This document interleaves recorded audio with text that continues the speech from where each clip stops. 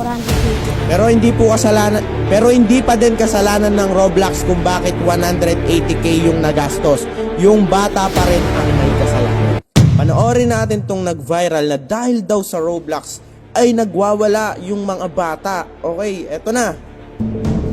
Nagtatantrums ang marami raw bata ngayon dahil sa nauuso muling mobile games.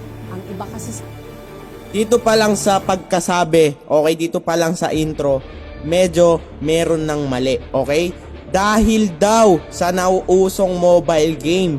Sa tingin nyo ba yung mga bata na hindi naglalaro ng Roblox ay hindi nagtatantrums? Di ba? Yeah, tuloy. sa halip na maglibang, nauuwi raw sa panoorin natin. pagkalulong o addiction. Okay, tama naman yon. Okay, yan. Ito yung sikat na nagwawala yung bata, no? Walang Yan, tingnan patig natin. ang pag-iyak. Oh, Ang online game na usong-uso pa rin ngayon sa mga bata, ang Roblox. Roblox. Yan. Pero ang inakalang simpleng libangan,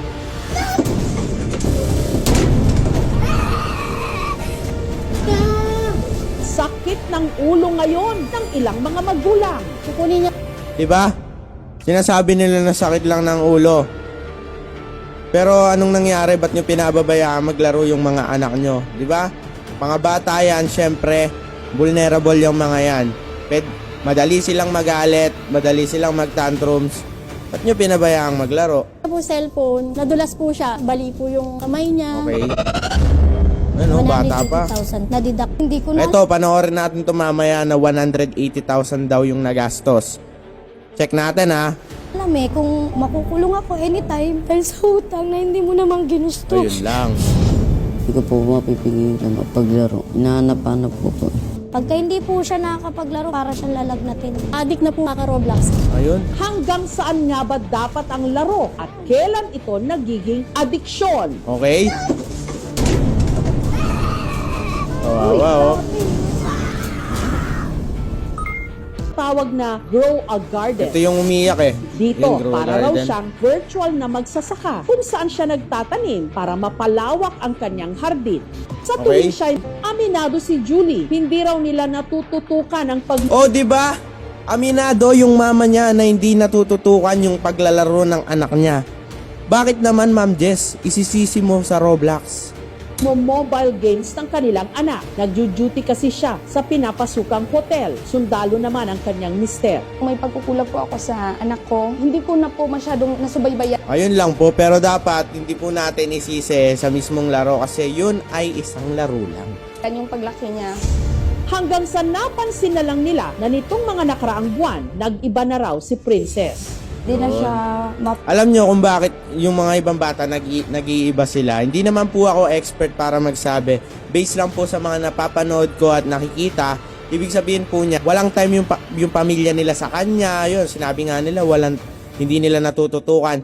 Yung nagiging pamilya nila ay yung game. Doon nila nakikita yung comfort zone nila, no? Okay? Kaya hindi naman natin sila masisisi kung bakit nagkaganto Pag-utusan, sila. palagi siyang galit, palaging sumasagot. hindi na siya masyadong active sa school. Nag-a-absent na siya ngayon. Nag-aalala po ako sa anak ko. Para madisiplina, kinumpis ka ni Julie ang cellphone ng Ayun, tama naman yan. Kunin yung cellphone. anak. Umahanap siya ng paraan para makapaglaro. Humihiram siya ng cellphone sa kuya niya. At Ayun lang. Pero wala naman tayo sa katayuan na hindi naman natin alam kung kunwari yung bata nalulungkot or di ba gumagawa siya ng paraan para makapaglibang-libang. Pero okay lang naman na kunin yung cellphone. Ayaw ko pong tumigil kasi gusto ko pa pong maglaro. Kapag hindi ako naglalaro ng Roblox, medyo boring po kasi. Oh, di ba? Ibig Hanggang sabihin medyo boring. kamakailan lang, si Ang ano dito guys, no, inamin naman ng parents nila na nagkulang sila sa gabay and ayun, parang hindi nila natututukan yung bata kaya yung laro yung parang naging sandalan ng bata sa kanyang kalungkutan. Yan. Medyo yun yung nagets ko. Pero wag nyo namang i-highlight na dahil sa Roblox nagkaganto yung mga bata, no? So dito tayo sa gumastos ng 180,000 daw para lang sa Roblox. Sa mga nakakaalam dyan, tignan natin kung 180,000 yung talagang nagastos ng bata. Tignan nyo yung avatar niya, yung mga Game Pass. Alam niya yan, alam niya yan, alam niya yan. na rin daw pati ang kanyang bulsa. Ayun Dahil lang, kasi sa baka kalalaro nangungupit. ng mobile games ng 11 anyos niyang anak na si Romel, aksidente nitong nagastos ang laman ng kanyang e-wallet. Laki nun, no? 180,000 po. Oh, Nakalimit 180,000 po na. kasi Tignan sa nyo kung cellphone. magkano, kung ano yung Habang ano niya, nakaidlip na po ako, avatar niya. nagkukunin Tignan nyo na din yung Maghapon Game na lang Pass. siya mag-Roblox. Kung halatang Ang 180k. paboritong laro ni Ito yung Romel, nag-viral na ang post. fighting game na The Strongest Battlegrounds. Sa larong ito, kailangang talunin Ito strongest battleground na. Check nyo kung ano, kung may worth 180k dyan. ni Romel ang kanyang mga kalaban para makausad sa susunod na level. Magawa, pwede siyang bumili ng robot. Ayun, yung mga Game Pass, tignan nyo yung total. I-total nyo kung magkano kung aabuti ng 180k. Wala siyang Game Pass, guys. As you can see, hindi pa niya nabibili. So, paano nagastos yung 180k? Okay? Kayo, guys, ano yung comment nyo? Baka sa ibang laro bumili, ganon? Accessories. Check natin, ha? Aura. O, yan, o. Di ba? Ayan yung mga... Sa tingin nyo, guys, no? Lumagdag yung dami. Kasi ako nagtataka ako kung bakit umabot ng 180k. Kasi kung makikita mo sa Roblox, yung pinakamataas lang na pwede mong i-top up is nasa 11,000 pesos. Okay? Syempre, di ka pa ba makukontento nun, no? Pag 22k na yung Robux mo. Habang tulog ako, sige siya pindot ng pindot, doon na po, nadidirak. Hanggang saan nagastos ni Romel? Umabot Paano kaya yun, no? Saang game kaya yun, no? Yung pera po doon, utang po yun. Hindi pa rin po na Ayun lang yung mahirap, utang lang yung pera. Kaya, lesson learned, okay? Lesson learned. namin nababayaran. Ngayon po, tumubo na na 420. Pero hindi pa din kasalanan ng Roblox kung bakit 180k yung nagastos. Yung bata pa rin ang may kasalanan.